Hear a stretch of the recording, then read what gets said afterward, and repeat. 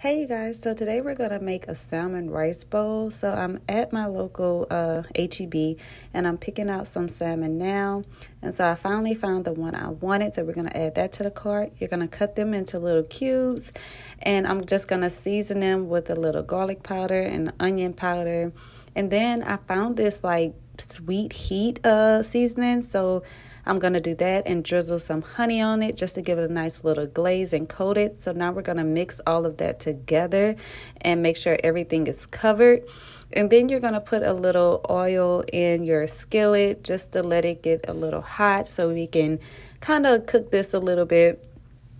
So I'm just putting the salmon in the skillet so it can cook. And y'all, I am so hungry. Like my mouth is watering just thinking about it. I cannot wait till this is done. But, I wanted to do something for my husband and I, since we're trying to eat a little better, and it's a great little lunch meal. So you're just going to stir that around. Salmon doesn't take long, so just going to make sure everything is cooking properly.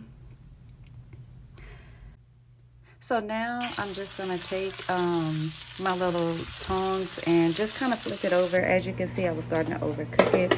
So we're going to add rice to our bowl because our salmon is done. And then I just cut up some avocado. I glazed some teriyaki sauce on it and added a lemon. And y'all, I started eating. But I like to squirt my lemon over it. And y'all, it was so delicious.